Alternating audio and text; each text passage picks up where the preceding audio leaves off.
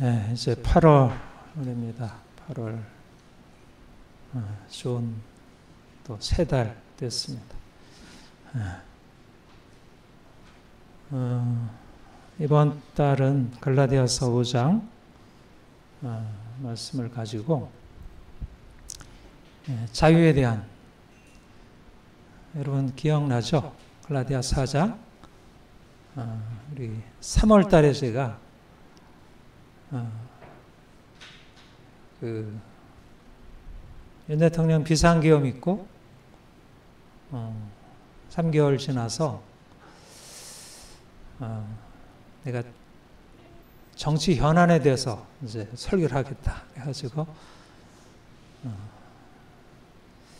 그 비상계엄이 어떤 의미를 가지고 있는지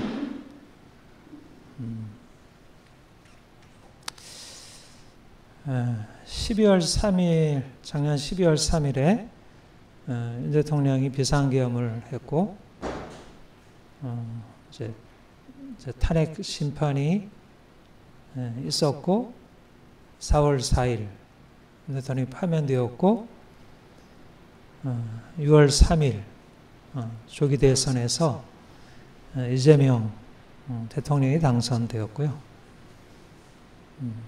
그리고 지금 2개월이 지나서, 그러니까 오늘이 8월 3일이니까 작년 12월 3일로 하자면 이제 8개월이 지났습니다. 8개월이 지났어요. 아마도 우리 한국 역사에 있어서 장차 이제 우리 한국사가 어떻게 전개되었는지를 얘기할 때 윤 대통령의 이제 작년에 그 비상계엄이 굉장히 중요한 사건으로 그렇게 기록이 되고, 그 이후로 한국의 역사, 한국사에 새로운 어떤 장이 펼쳐지는 것으로 그렇게 기록이 되리라 생각을 해요. 아직 그 과정 중에 있죠. 윤 대통령이 탄핵되고 또 이재명 6월 3일 조기 대선에서 선거로 그가 당선되었지만 사실상 부정선거였고, 지금도 이제 부정선거를 폭로하고 여기에 대항해서 이제 계속해서 이제 싸우는 싸움이 있고요. 근데 이제 그 윤 대통령이 그 비상계엄을 할 때 그 두 가지가 계엄의 유의였다고 했습니다. 하나는 부정선거를 규명, 이제 그거를 이제 드러내어서 이제 우리 한국의 어떤 뭐 얼마나 큰 문제예요. 부정선거가 있다는 사실은 너무나 큰, 엄청난 사실은. 그래서 이제 그걸 규명하고자 하는 것이었고, 이제 하나는 반국가 세력. 다시 말하면 한국 우리 사회 안에, 우리의 모든 영역 안에 이 공산주의자들이, 주사파 공산주의자들이 곳곳에 지금 침투해서 장악하고, 그래서 한국을 완전히 북한과 중국과 유사한 그 체제로 바꾸려고 하고 있다. 그래서 이 일에 대해서 심각한 위기에 처해 있는 것을 내가 알리고자 한다. 그게 사실은 윤 대통령의 부정선거 규명이랑 이제 반국가 세력, 공산주의로 인해서 처해 있는 한국 정치, 한국 국가적인 위기. 근데 둘 다 사실 그로 인해서 많은 사람들이 부정선거에 대해서 다 음모라고 생각했고, 나도 그랬었고, 대부분의 한국 우리 국민들이 부정선거가 무슨 어떻게 가능하냐. 그런데 사실 저도 부정선거에 대해서 알아보게 되었고, 그래서 이건 너무 100% 확신할 수 있는 것이다, 이렇게 보게 되었고요. 그래서 이게 심각하게 우리 한국의 민주주의, 단지 민주주의만이 아니고 모든 도덕적 기초, 사회의 이 윤리의 뿌리를 이렇게 훼손하는 너무 근본적인 문제라는 거. 지금도 사실은 트럼프 미국 대통령이 당선된 이후에 지금 이제 하려는 것이 2020년도 자기가 패배했던 그 20년 대선에서 부정선거로 인해서 있었다는 그 부정선거를 지금 규명하는 일을 지금 이제 나서고 있는데, 그게 지금 우리나라와 연결되어 있고요. 그래서 아직은 이게 이제 그 공적으로 우리나라에도 정치권에 있어서 언론에 있어서 우리 모든 시민들이 다 인정하는 것은 아니지만, 그러나 점점 더 많은 사람들이 여기에 대해서 공감하고 적어도 이 사실들을 좀 더 투명하게 공개하고 논쟁해야 한다는 이런 공감대까지는 상당히 많이 생겼고요. 그리고 이제 반국가 세력, 사실 반국가 세력이라는 말도 사실 아마도 윤 대통령이 그야말로 취임 초기부터 이걸 가지고 얘기를 하고요. 그는 자유민주주의를 우리에게 지키는 것이 너무나 중요하고 자기가 대통령이 된 이유가 바로 그것을 위한 것이다 라는 것이 사실 나중에 이제 이렇게 보니까 그분의 정말 소신이었더라고요. 근데 그게 더 분명해지고 너무 심각하게 자기를 위협하고 그 삼권을 위협하고 있다는 사실을 알고, 공산주의라는, 공산주의. 우리는 공산주의 하면 북한에만 있고, 뭐 간첩들이 가끔 내려와 가지고 했고, 뭐 지금 뭐 간첩들이 어딨나 싶고 한데, 공산주의자들이 지금 버젓이 국회 안에 들어가 있고, 사실 옛날 같으면 말도 안 되는 일인데 국회 안에 들어가 있고 법원 안에 들어가 있고 모든 것 안에 공산주의자들이 안 들어가 있는 곳이 없고, 뭐 민노총은 말할 것도 없고, 그래서 공산주의와의 싸움이 우리의 지금 현재 당면한 문제다. 근데 사실 이게 윤 대통령이 내건 이슈였고요. 근데 부정선거도 아직 그 규명하는 것에 대해서 뭐 지금 야당 국민의힘 당에서는 여전히 그거는 음모, 거의 음모론으로 밀어내고 있고, 뭐 언론은 말할 것도 없고요.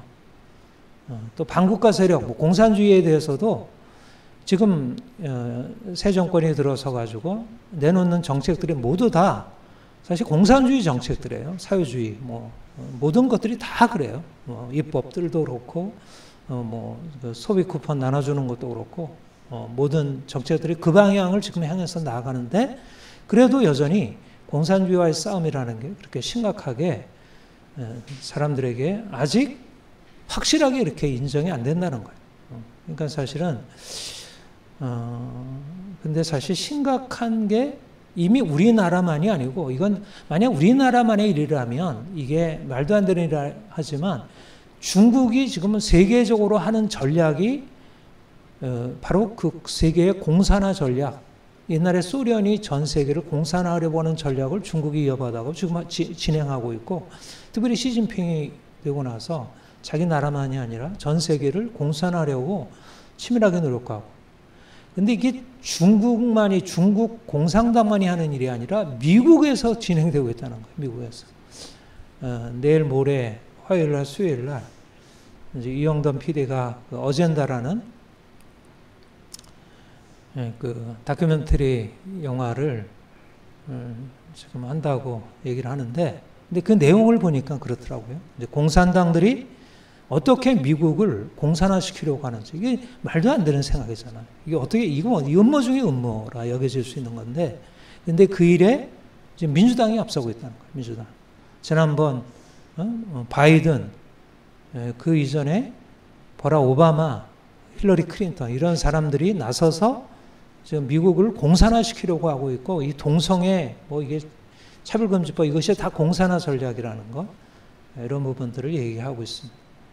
그러니까는 사실은 그러니까 윤 대통령이 작년에 12.3 비상계엄을 한 것은 거기서 부한국가 세력과 부정선거를 얘기한 거는 그야말로 두 가지가 다 음모론이라고 여겨지고 아직도 우리 국민들은 뭐 2030 청년들 뭐 지금 토요일마다 시위하고 있는 그 청년들 외에는 뭐 별로 호응하고 있지 않아 보이는데 근데 그게 그야말로 지금의 현재의 이 시대 이 세계 정세의 핵이라는 거예요. 공산주의가 세계를 공산화하려고 하고 있다. 공산주의가 서구도 뭐 중국, 러시아 그리고 부정선거 그 전략 중에 하나가 이 부정선거라는 전략이라는. 그래서 뭐 제가 일부러 이제 8월 본문을 이걸 생각하고 한 건 아니고요. 근데 마침 이렇게 내가 이 본문을 생각하고 하다 보니까 또 딱 8.15 이번 달이 8.15요. 8.15는 뭐죠? 8.15? 우리가 일제 강점으로부터 해방된 날이에요. 말하자면 자유, 그러니까 공산주의 문제도 자유를 침탈해서 사람들을 노예로 삼는 거예요. 공산주의는 어떠한 전제, 독재 국가보다 공산주의는 최악의 전체주의라고 해요. 전체주의. 독재, 전제, 권위주의 다 비슷한 말인데 전체주의는 최악이에요. 최악. 전체주의. 전체주의라는 것은 토탈리테리아니즘. 전체를 하나의 기계처럼 시스템처럼 그렇게 돌아가게 하는 거예요. 근데 독재도 전제도 권위주의도 이런 전체주의까지는 그러니까는 히틀러 체제, 스탈린 체제가 전체주의 이미 등장했던 전체주의고요. 그리고 공산주의야말로 전체주의를 지향하고 있어요. 그러니까 자유를 완전히 빼앗고 말살하고 인간을 기계처럼 만들고 가장 악하고 가장 사탄적이죠. 그러니까 공산주의는 기독교와 조화를 이룰 수 없을 뿐 아니라 이거는 모든 인간의 이성과 상식에 완전히 반하는 정치 체제이고 그래서 이제 우리 공산주의에 대항해서 싸우는 거. 그런데 이제 바로 8.15의 의미는 우리나라의 국가적인 자유, 국가가 일제의 억압적인 통치로부터 자유롭게 된 거예요. 그래서 우리가 그것을 기념하면서 자유의 가치, 자유의 가치. 그러니까 요즘 그 우파, 자유 우파라 그러죠. 자유 우파. 우파 운동의 핵심 키워드가 뭐죠? 기치가 뭐예요? 자유예요, 자유. 근데 자유라는 말을 사실은 쓰질 않았어요. 쓰질 않았고 이게 자유라는 가치가 이렇게 드러난 때가 없었어요. 근데 왜 이게 드러나냐면 특별히 공산주의가 자유를 박탈하고 미국 같은 경우에도 차별금지법이나 이런 것으로 표현의 자유, 양심의 자유, 학문의 자유 이런 거를 박탈하고 있고 그런 상황에서 8.15 광복절 일제 강점으로부터 해방된 날을 기념하는 것은 너무나 중요하다고 생각하고 그런 의미에서 이승만의 이제 자유민주주의 그분의 독립정신 자유민주주의를 다시 찾는 것 너무 중요하다 생각을 해요. 지금 우리 이제 한국 우리 사회는 자유 대한민국을 위한 투쟁의 한가운데 있습니다. 이거는 뭐 모든 국민들이 다 참여해야 할 것이고요. 그리고 특별히 크리스찬들이 여기에 앞장서 참여해야 돼요. 저는 이번에 작년 12월 3일 그것의 의미를 이제 알게 된 이후로 우리 한국 교회의 방향성 어떻게 보면 윤 대통령의 크리스찬은 아니지만 이 나라가 어느 방향으로 나아갈지에 대해서 하나님이 윤 대통령을 통해서 굉장히 중요한, 마치 이승만 대통령에게 하나님이 그런 영적인 통찰, 상황에 대한 통찰을 주셔서 미국과 같은 자유민주주의 국가를 우리나라에도 세우겠다. 그렇게 해서 그 자유민주주의 헌법을 48년에 제정하고 우리가 그 가치 위에서 지금까지 되었잖아요. 근데 그게 지금 무너져 내리려고 하던 상황에 하나님이 윤석열 대통령을 통해서 자유민주주의의 지금 그 너무나 귀한 선물, 하나님이 주신 우리나라에 허락된 이 선물이 근본적으로 훼손되고 있다. 이걸 다시 찾아야 한다. 그래서 윤 대통령이 지금 감옥에 들어가서 이제 고생을 하고 있는데, 그도 뭐 본인의 말을 믿는다면 자기가 주님을 믿고 지금 이제 성경을 읽으면서 위로를 받고 있다, 이렇게 얘기를 하는데, 하나님이 아무튼 이제 윤 대통령을 통해서 이렇게 던진 하나의 어젠다죠. 자유라는 어젠다예요. 중요한 어젠다죠. 이 시대의 가장 중요한 어젠다.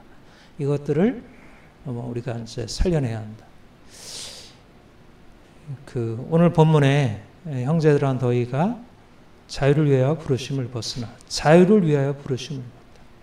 그러니까 하나님이 우리를 왜 부르셨나? 우리를 자유를 위해서 부르셨다. 근데 갈라디아서에서 자유를 위해서 불러오셨다는 말이 정치적인 자유를 의미하는 것일까? 어때요? 자유를 위해서 부르셨다는 말이 정치적인 자유를 의미하는 것일까요? 사실 이승만 대통령이 이제 그 말을 언제 썼는지 모르는데, 그가 이 갈라디아서 5장 1절 그리스도께서 우리를 자유롭게 하시려고 자유로우셨으니 그러므로 온전하게 굳건하게 서서 다시는 종의 멍에를 매지 말라. 요 말을 인용하면서 우리나라가 말하자면 하나님이 주신 자유를, 자유민주주의라는 가치를 이 말씀에 근거해서 지켜야 한다, 이렇게 얘기를 했어요. 그러니까 이승만 대통령은 갈라디아에서 말씀하는 자유를 위한 부르심, 하나님이 주신 자유라는 개념을 자유민주주의라는 개념으로 해석을 했다는 거예요. 근데 그게 옳을까? 지나친 걸까? 어떤 것일까?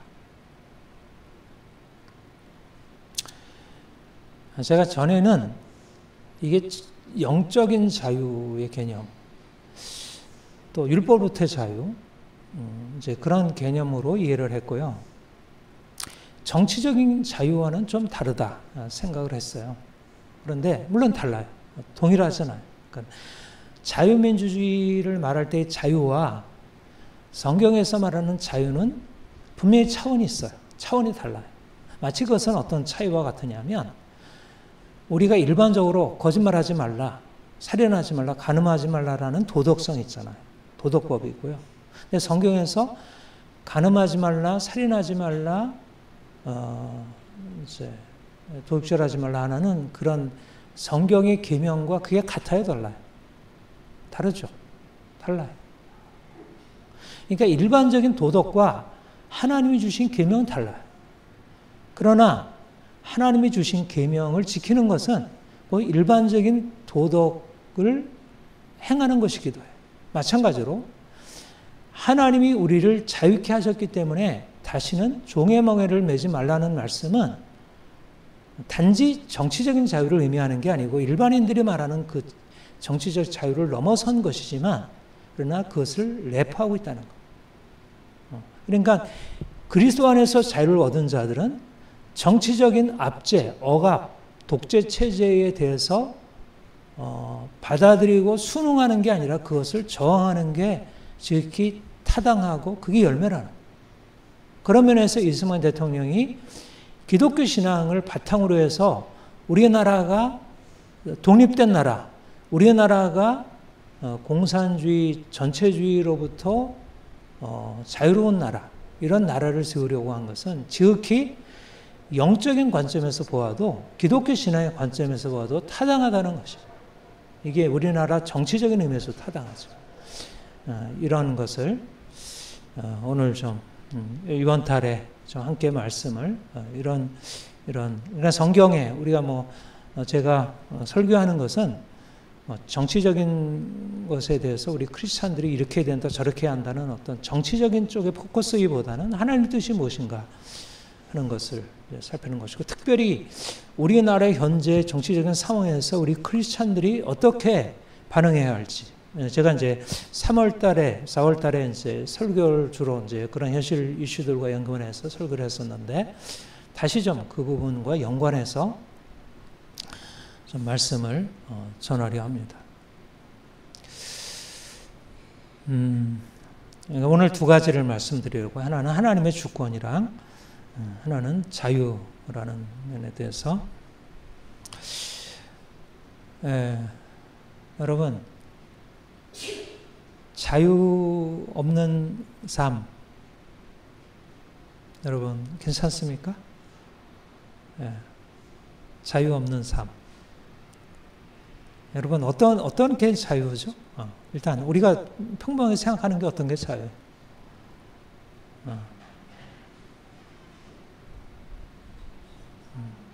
누군가 나보다 힘센 사람이 나에게 강제해서 내가 원하지 않는 것을 막 시키는 거, 이런 게 이제 부자유한 거죠. 그렇죠? 남편이 아내를 막 자기의 힘으로 누르고, 또 어떤 우리 한국의 유교의 가부장적 질서에 따라서 억압을 하고 함부로 하고, 이건 부자유한 거죠. 거기에 대한 제 대항하고, 우리 아이들이 어른들이 아이를 막 함부로 의견들을 짓밟고 묵살하고, 이건 다 부자유한 거죠. 그러니까 우리의 양심, 우리의 기본적인 본성이 그것이 부당하다는 걸 알아요. 그러니까 일제가 우리나라를 강점해가지고 완전히 우리 국민들의 의사와는 상관없이 자기들의 이익을 위해서 우리를 억압하고, 그래서 얼마나 우리가 고통을 당했어요. 그렇죠? 그래서 그것에 대항해서 자유를 위해서 3.1, 1919년 3.1 운동, 이런 자유를 위한 독립 투쟁을 했고요. 그리고 4.19 이런 것들이 다 자유를 위한 싸움들이에요. 여러분, 그런데 성경에서 우리가 당연히 갖기를 원하고 우리가 이것이 마땅하다고 하는 그 자유에 대하여 성경이 어떻게 얘기를 하나. 우리는 자유는 우리가 마땅히 취해야 할 권리이고, 또 이것을 빼앗기게 되면 어떻든 내가 싸워서라도 이것을 쟁취해야겠다, 이렇게 생각을 하잖아요. 근데 성경이 자유를 말할 때 말씀하고 있는 가장 중요한 게 무엇일까? 자유는 하나님의 선물이라는 것입니다. 이게 아주 중요한 원리. 자유는 쟁취해서 얻는 게 아니라, 지금도 많은 사람들이 빼앗긴 자유, 그리고 지금 빼앗기 위험이 있는 그 자유를 얻기 위해서 나가서 시위하고 운동하고 투쟁하잖아요. 근데 그것을 우리가 의미 있다고 보죠. 의미 있다고 봐요. 그런데 그 앞서서 우리 그리스도인들이 가지고 있는 독특한 것이 뭐냐면, 자유는 우리의 노력, 우리의 투쟁의 결과가 아니라는 거예요. 자유는 전적으로 하나님의 선물이다. 이걸 알아야 자유를 이룰 수가 있어요. 그리스도께서 우리를 자유롭게 하시려고 자유를 주셨어요. 여러분, 주체가 누구죠? 주체. 자유를 누가 주었어요? 내가 스스로 쟁취해서 얻은 건가요? 하나님이, 그리스도께서 우리에게 자유를 주신 것입니다. 자유롭게 하시려고 작정하셨고 그가 실질적으로 자유케 하신 거예요. 예수님이 이 땅에 오신 목적은 우리를 자유케 하시려고 우리에게 오셨고, 그것은 우리를 죄와 사망으로부터 자유케 하는 것만이 아니고 우리가 생각하고 알고 있는, 우리가 바라고 있는 모든 사회적인 자유, 정치적인 자유, 문화적 자유, 그걸 다 포함해서 하나님이 주신다. 그리스도께서 주신다. 이게 성경의 관점이에요. 왜 그럴까요? 왜 하나님의 선물일까요? 자유를 빼앗는 세력은 누구죠? 강한 자예요. 강한 자. 근데 자유에서 억압당하는 자들은 강한 자가 가지고 있는 힘이 있어요, 없어요? 물론 어느 정도 있지만, 그러나 그 힘은 온전하지 못해요. 그러니까 온전하게 자유를 얻을 수가 없어요. 근데 우리는 하나님을 알지 못하면 어쩔 수 없이 내 자유를 지키기 위해서 싸워서라도 쟁취해야지. 근데 우리에게는 다른 가능성이 있다. 하나님이 주권자이시고 하나님이 우리를 이 부당한, 하나님이 우리에게 허락하시 이 귀한 자유라는 권리를 빼앗는 자들을 깨뜨리시고 거기서 건져내시는 분이라는 거. 하나님이 자유로운 세상에 하나님 외에 누가 진정한 자유를 누리고 있는 사람들이 있나요? 어떤 존재도 하나님 외에는 온전한 자유자가 없어요. 오직 하나님만이 자유로우신 분이에요. 모든 다른 피조물들은 그분의 주권 아래 달려있어요. 여러분, 그러니까 우리가 자유에 대해서 확신하고 자유를 가지고 힘있게 나아갈 수 있는 유일한 근거는 뭐냐면, 온 세계를 다스리시고 홀로 그의 뜻대로 주관하시는 그 하나님, 그 하나님이 우리 하나님이시고 그가 우리를 다스리신다는 사실을 의지하면 거기서부터 새로운 자유의 희망이 열려지게 돼요. 여러분, 성경에서 성경의 진리의 가장 중심이 어디에 있냐면, 하나님께서 이스라엘 백성들을 애굽의 종살이에서 건져내신 사건이에요. 출애굽 사건이죠. 그런데 이스라엘 백성들이 무려 400년 동안이나 바로 이제 애굽,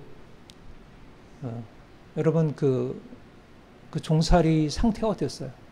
그들이 그 라암셋 뭐 이런 엄청난 그 성을 건축하면서 그 노역에 시달리고 그들 스스로는 거기서 벗어날 수 있는 어떤 조건도 없었어요. 그들은 숫자는 많이 있었지만 그들은 그 강한 바로의 이제 그 권세를 깨뜨리고 나올 수 없었죠. 그런데 하나님이 얼마나 놀라운 능력으로,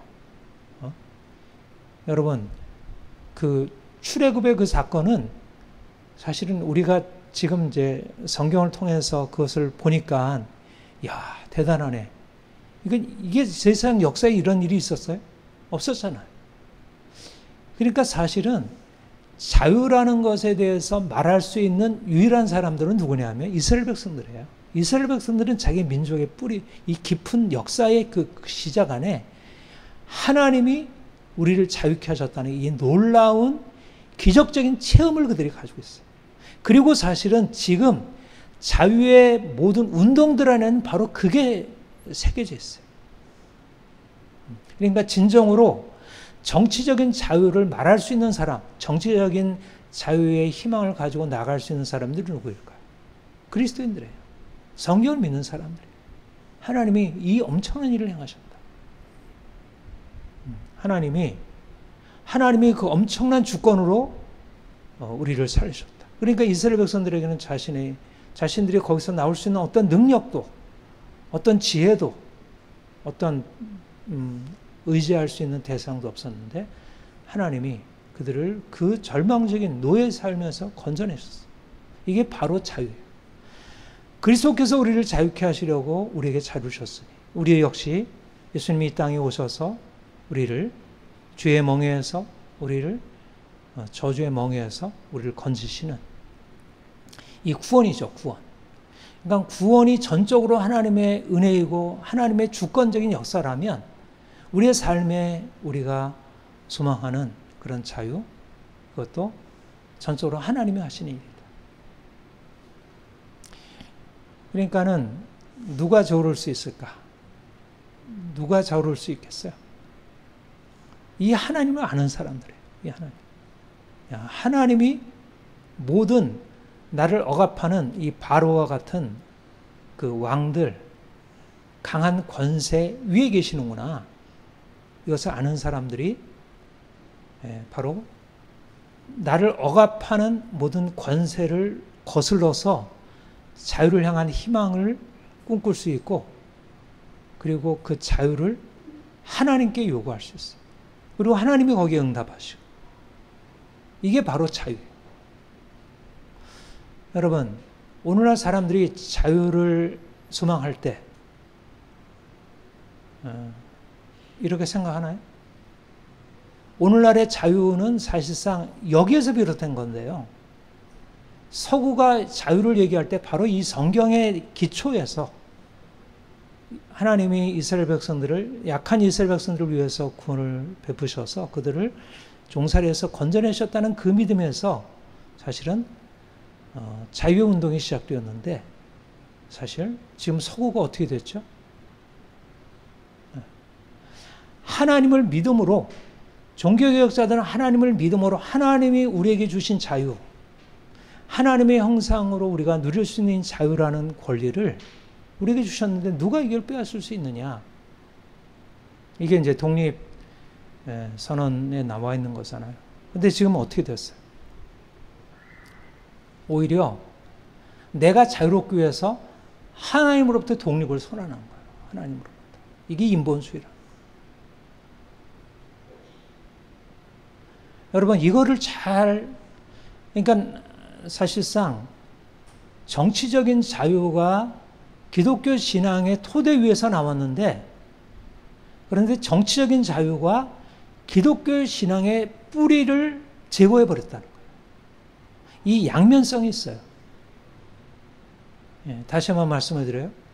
사실 서구의 정치적인 자유의 운동의 뿌리 안에는 하나님이 우리의 주권자이기 때문에 누구도 우리를 억압하고 다스릴 수 없다. 이게 프로테스탄트잖아요. 나를 하나님 외에 누가 나를 지배할 수 있느냐?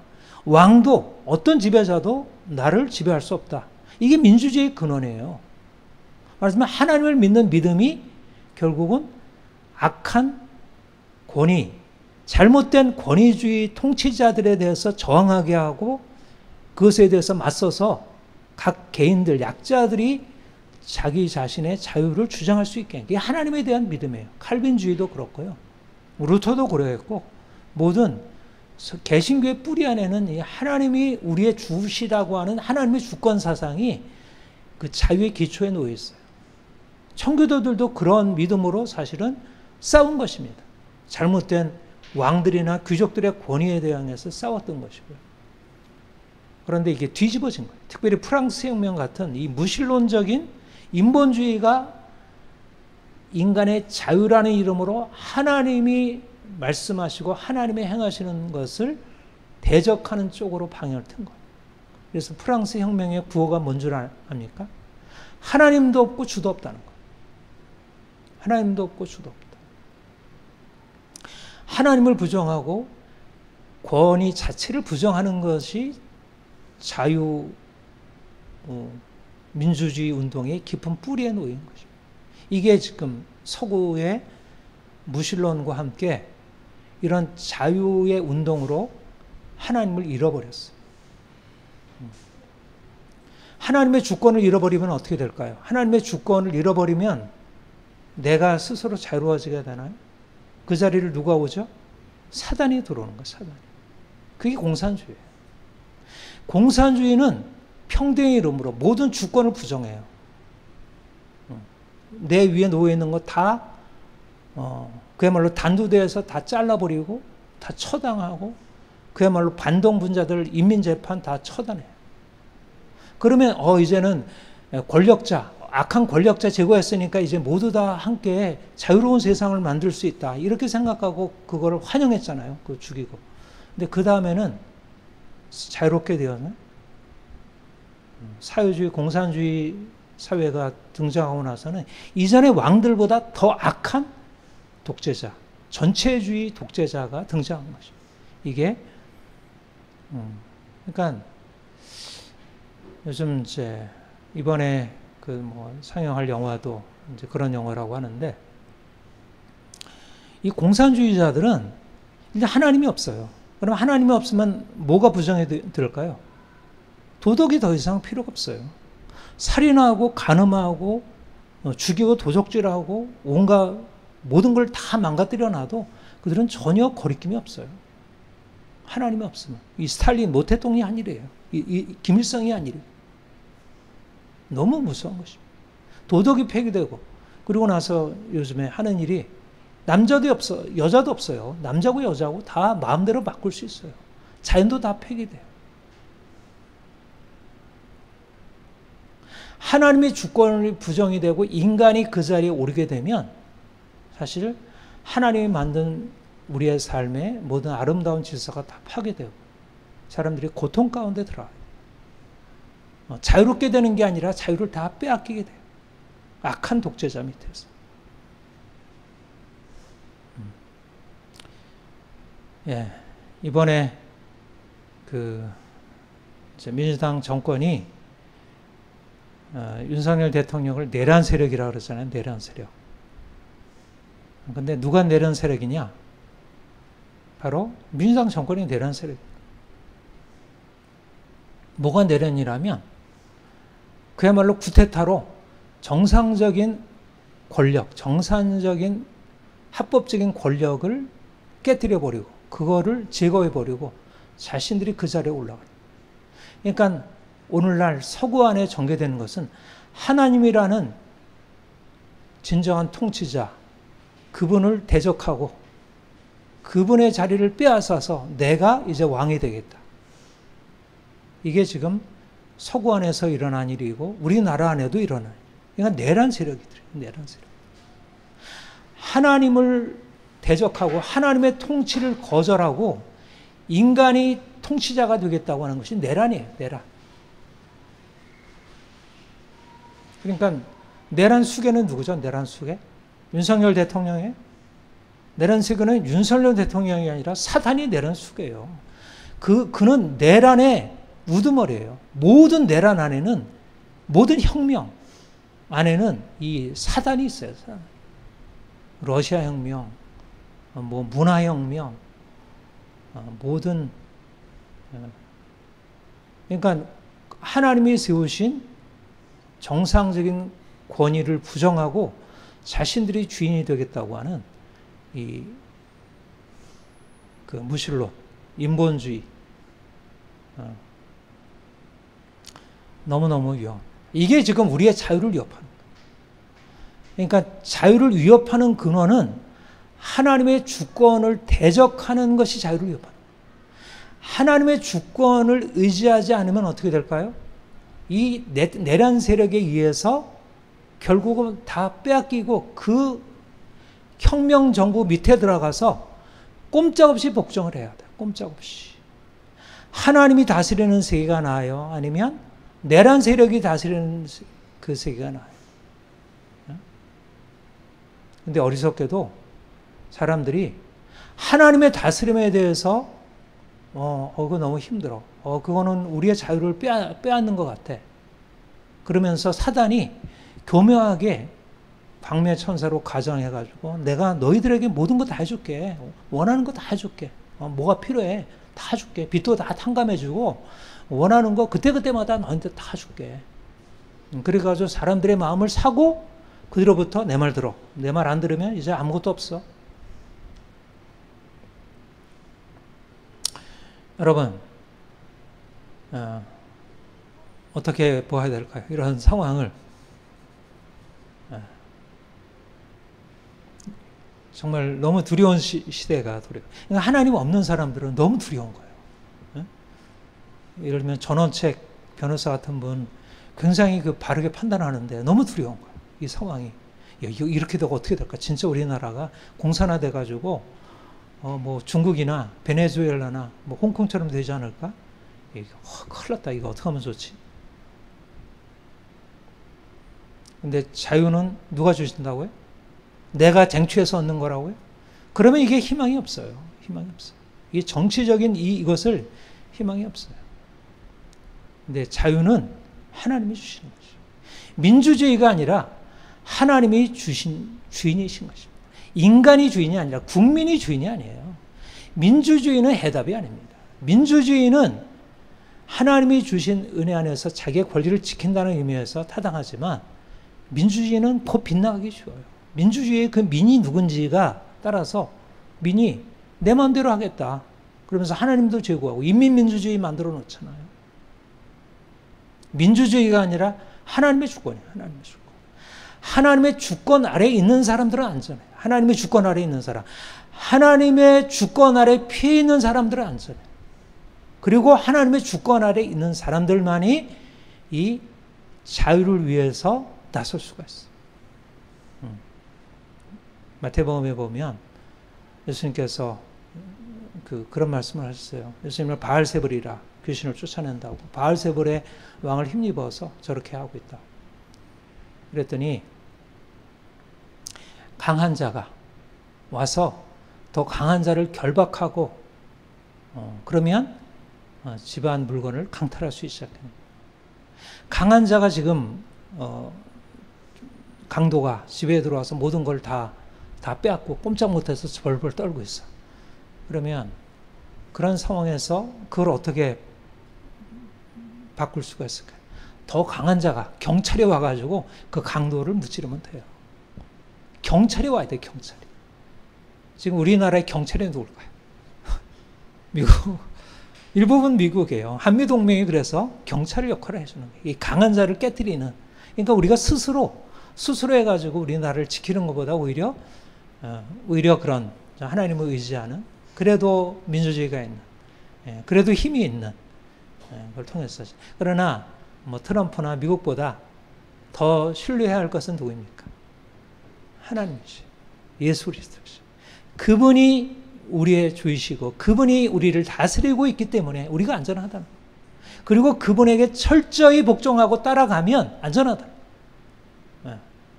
아무리 악한 정부가 우리를 모든 것을 빼앗으려고 음모를 꾸미고 이것저것 기획하려 하더라도 하나님이 안 돼! 이렇게 딱 걸어놓으면 꼼짝 못하는 거예요. 하나님이 허락하셨기 때문에 여기까지 온 것이고, 하나님이 여기까지 허락하신 이유는 보다 더 우리가 알지 못하는 더 놀라운 계획이 있겠죠.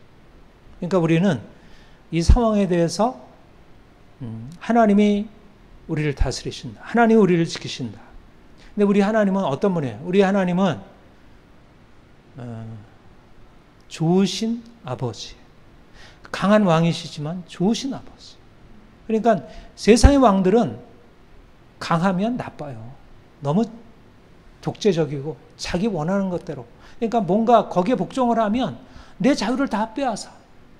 근데 하나님은 어떤 분이에요? 모든 왕들 위에 왕이시고 예수라는 만왕의 왕이시지만 그분은 가장 선하고 겸손하시고 긍휼이 많으시고 무엇보다 우리의 자유를 원하시는 거예요. 그래서 그분이 다스리시면, 그분이 우리의 삶에 개입하시면 우리가 안전하고 우리가 그 악한 자의 손아귀에서 나와서 우리의 자유를 지킬 수가 있습니다. 아빠 아버지라 부르겠습니다. 아빠 아버지. 얼마나 놀랍니까? 두 번째, 자유. 그리스도께서 우리를 자유롭게 하시려고 자유를 주셨으니 다시는 종의 멍에를, 굳건하게 써서 다시는 종의 멍에를 매지 말라. 우리가 하나님을 섬긴다는 것은 하나님이 누구신지, 하나님이 전능하시고 그분이 주권자시고 온 세계를 다스리신 분이라는 사실과 함께 그가 우리에게 주시려는 선물이 무엇인지 알게 돼요. 하나님은 우리에게 자유를 주시는 거예요. 하나님이 우리에게 자유를 주시려고 하시고 내가 주였다는 거예요. 특별히 우리 그리스도인들은 이미 자유를 받은 자들이에요. 그리고 이 자유를 어떻게 하라고요? 자유를 계속 지키라는 거예요. 종의 멍에를 매지 말고, 맞으면 억압에 순응하지 말고 억압에 대항하고 자유를 지키라는 거예요. 우리가 하나님을 믿을 때 우리의 삶에 주어지는 내 자신에 대한 기대는 뭐냐면, 나는 자유로운 존재다. 나는 자유인이다. 나는 종살이하고 존재가 아니다. 전에는 우리가 무엇인가 종살이하고 살았어요. 세상의 율법에 종살이하고 살았고, 강한 자 밑에 종살이하고 살았고, 남자 밑에, 아버지 밑에, 세상의 권력자 밑에 종살이하고 살았어요. 근데 하나님이 우리에게 찾아오셔서 우리를 아들 삼으셨어요. 우리에게는 아들의 영이 있어요. 아들은 율법의 종이 아니라 하나님의 사랑받는 자녀예요. 여러분, 종이 가지고 있는 자신의 삶에 대한 생각과 자유한 아들이 가지고 있는 자신의 삶에 대한 생각이 같아야 달라요. 전혀 다릅니다. 종은 그냥 종으로 살아가는 걸 받아들여요. 나는 내 인생이 그래도 저 강한 자가 나를 누르면 어쩌겠어. 난 살아남기 위해서 그냥 싫어도 그냥 따라가야지. 만약 저쪽에서 나에게 뭐라고 하면 내가 여기에다가 안위했다가는 내가 직장도 빼앗기고 돈도 다 잃어버리고 주변 사람들이 다 떠날 텐데 그냥 나는 숙이고 들어가야지. 돈이 있건 권력이 있건 지식이 있건 교수건 변호사건 국회의원이 할 것 없이 다 종으로 그런 억압적인 권력 앞에 다 종으로 언론들도 그렇고 다 종으로 옳은 소리 못 하잖아요. 싫은 소리 못 하잖아요. 틀렸어요라면 못 하잖아요. 벌거벗었어요 얘기를 못 하잖아요. 종으로 행하는 것이. 근데 우리 그리스도인들은 다르다는 거예요. 우리 안에는 뭐가 들어있냐면 자유라는 DNA가 되었다. 자유라는 DNA가 들어있다니까. 나는 종이 아니야. 나는 당신의 종이 아니야. 왜 내가 당신의 종이야? 나는 하나님의 아들이야. 당신이 나를 이래라 저래라 하면 안 되지. 당신이 어떻게 나를 이래라 저래라. 돈 뺐을 수도 있지. 내가 가지고 있는 지위 뺐을 수도 있지. 사람들이 나를 떠날 수도 있지. 근데 나는 하나님의 아들이야. 네가 어떻게 감히 나에 대해 이래라 저래라 해. 이게 그리스도인들이 가지고 있는 자유의 개념이에요. 자유라는 개념은 단지 억압에서 벗어나 있는 게 아닙니다. 억압에 항거하는 거예요. 항거하는 거. 여러분, 사람들이 생각하는 것은 내가 감옥에서 노예 상태에서 벗어나 있는 거예요. 이스라엘 백성들이 그 노예 상태에서 벗어나기를 구했죠. 하나님은 벗어나게 하셨고. 근데 하나님이 그들을 자유케 하시려고 할 때 단지 노예 상태라는 객관적 상태에서만 벗어나게 하는 게 아니라 내가 노예 상태를 거슬러가는 자유인으로 살게 하시려고 택하신 거예요. 그 개념이 이해가 됐어요? 두 가지가 좀 달라요. 자유의 개념 안에는 내가 노예 상태라는 그 객관적인 상태에서 벗어나는, 나의 고통에서 벗어나는 일도 있지만, 자유라는 개념 안에는 뭐가 있냐면 내가 부자유하다는 사실을 용납하지 않는 거예요. 거기에 대해서 그냥 묵묵히 참고 견디는 게 아니라. 이게 종교개혁자들의 프로테스탄트 정신이에요. 프로테스탄트. 하나님 외에 누구도 나를 다스릴 수 없다. 나는 하나님의 종이지 하나님의 아들이지 당신의 종이 아니다. 교황이든 왕이든 누구든 나를 이래라 저래라 할 수 없다.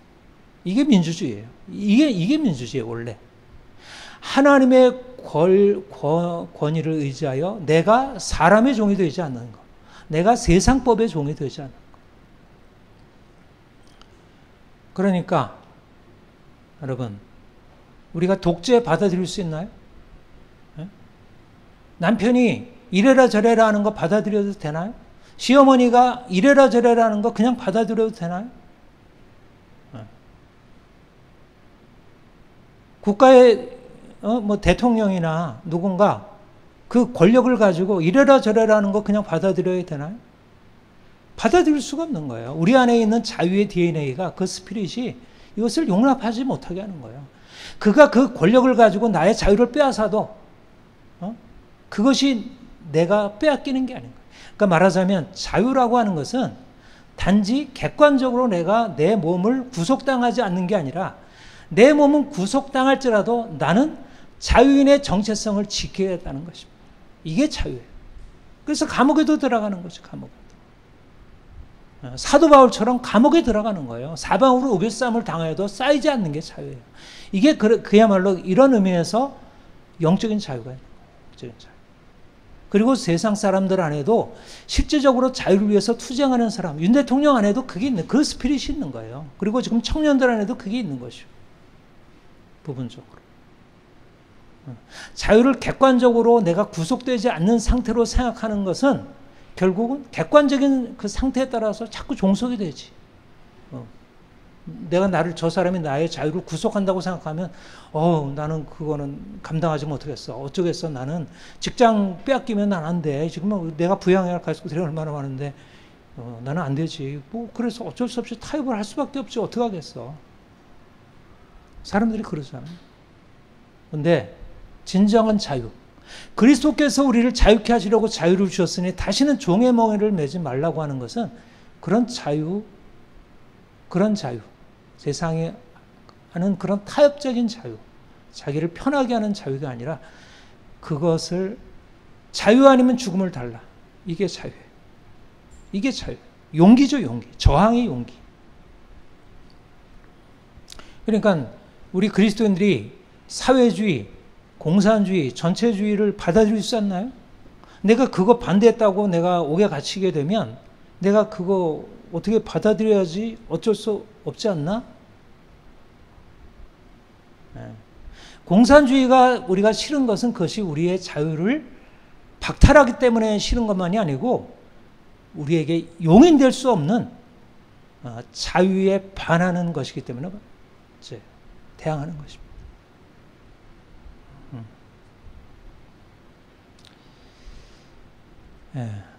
주님이 이 자유를 주시려고 해요. 근데 이 자유가 어떻게 얻어줄까? 이거는 우리가 가지고 있는 우리의 그 자유를 향한 열망도 있지만 사실 가장 중요한 것은 뭐냐면 내가 그리스도와 함께 못 박혀 주는 거예요. 이것이 바로 이 자유를 위한 기본적인 답이에요. 우리가 어떻게 하나님의 주권을 의지하고 살아갈 수 있을까? 하나님이 나와 함께 하신다는 것을 믿는 사람, 내가 비록 사람들한테 미움받고 내가 이로 인해서 나의 모든 것 다 빼앗기고 이래도 내가 감히 맞설 수 있는 것은 내가 아니고 하나님이라는 사실이 명확해야 돼요. 내가 비록 이걸로 인해서 다 잃어버릴지라도 하나님이 나와 함께 하신다. 그런 사람은 감히 맞설 수가 있어요. 그러니까 주님께서 우리를 자유케 하시려고 자유를 주셨다는 얘기는 우리가 그리스도와 함께 못 박혀 죽고 그와 함께 다시 살았다는 것입니다. 온전한 의미의 자유인, 온전한 의미에서 세상의 강력한 독재 권력에 대항해서 싸울 수 있는 자유는 누구인가? 그리스도와 함께 죽고 다시 산 자예요. 내가 아니고 내 힘으로 싸워서 내가 독재자와 싸울 수 있을까요? 그로 인해서 내가 다 빼앗기는데 내가 싸울 수 있을까요? 두려움에 내가 과연 두려움을 거스러 갈 수 있을까요? 내가 직장도 다 빼앗기고 돈도 다 빼앗기고 나의 모든 것을 다 잃어버릴 수 있는데 내가 갈 수 있을까요?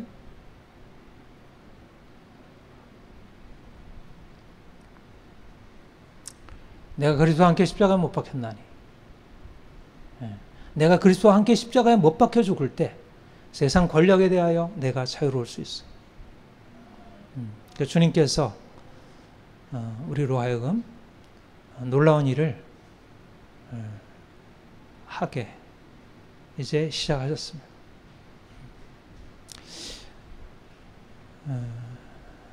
우리 안에 여전히 어떻게 보면 하나님이 우리 인생 안에 놀라운 자유라는 특권을 주셨는데 여전히 그 자유를 우리가 누리지 못하는 이유는 여전히 하나님이 나의 주가 되시고 나는 그분 안에 있다는 사실을 깨닫지 못하게 막고 있는 내가 주인 되고 내가 씨름해서 뭔가 상황을 바꾸려고 하는 오래된 나의 주체성, 나의 주권을 주님께 온전히 양도해드리지 못했기 때문에 그가 우리 안에 오셔서 행하시는 것을 보지 못하는 거예요. 내가 그분께 나의 것을 양도해드리면 그가 내 삶에 들어오셔서 행하시는 것을 보게 되고 그러면 내 삶에 일어나는 모든 자유를 빼앗으려고 하는 강한 세력들이 나에게 크게 문제가 되지 않는데 그러니까 내가 자유롭기 위해서는 어떻게 될까요? 죽어야 합니다. 행위가 아니라 율법의 행위가 아니라 주는 것입니다. 주는 것. 세상을 대적할 수 있는 것은 내가 주는 거예요. 그리고 하나님이 내 인생 안에 너무 크신 분으로 나타나시는 것입니다.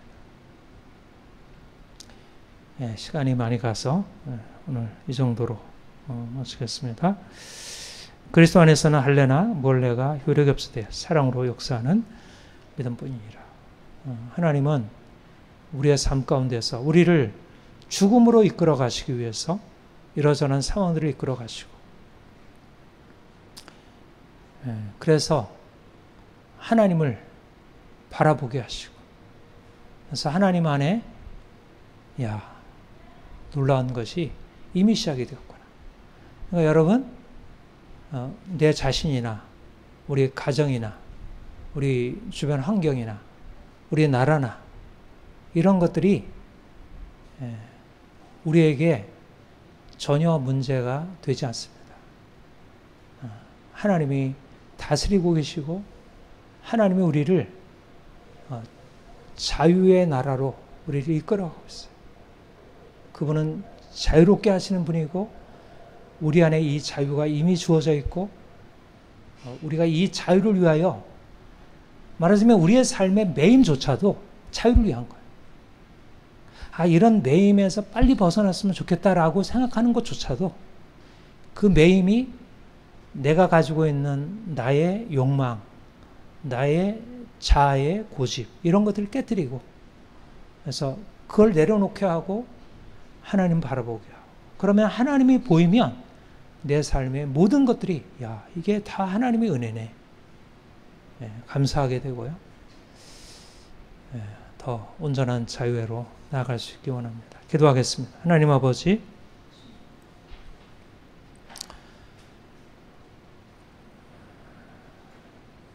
우리를